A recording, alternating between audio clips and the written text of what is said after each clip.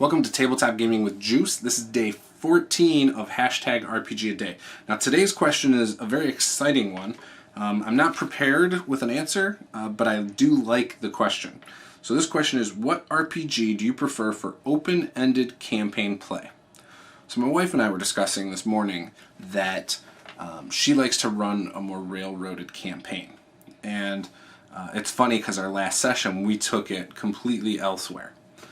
See, we have a portal, a stone thing or a coin that we can flip, and it opens a portal door. And so we used that to go somewhere she wasn't prepared, because you know that's what players do. And so we did it, and it was still a fun session. I mean, me, Andre, Brian, and Matt, we play well together. I feel like we have very good chemistry as a group. In fact, you can see that campaign. It's the Thakos campaign.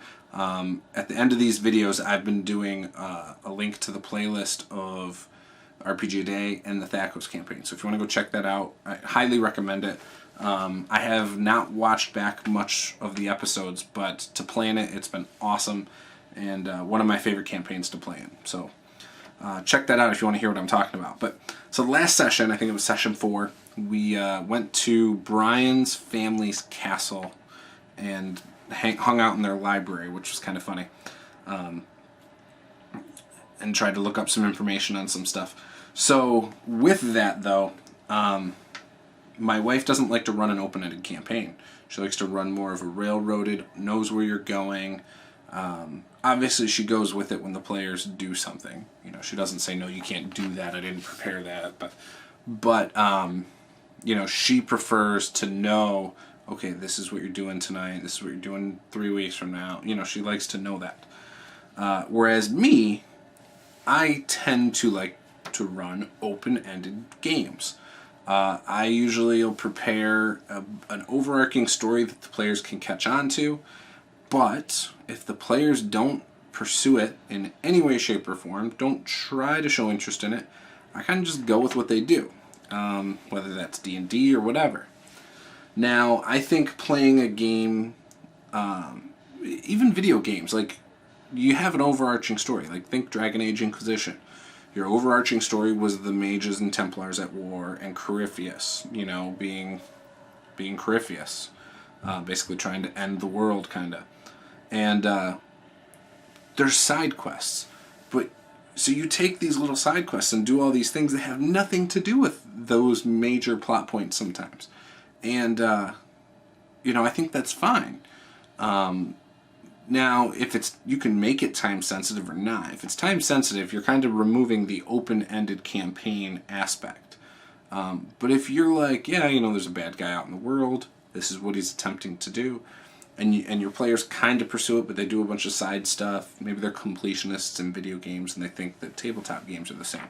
So maybe they're trying to pick up on every single lead in every town and close all those, you know, before moving on.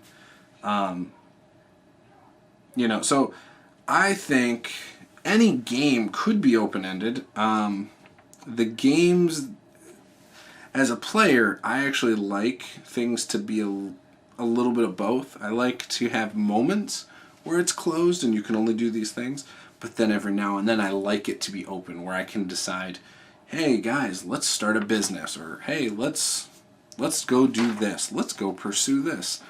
Hey, why don't we try to travel more? You know, whatever. So yeah, it's whatever. I think Rifts is a great game to be open-ended. There's so many threats in that.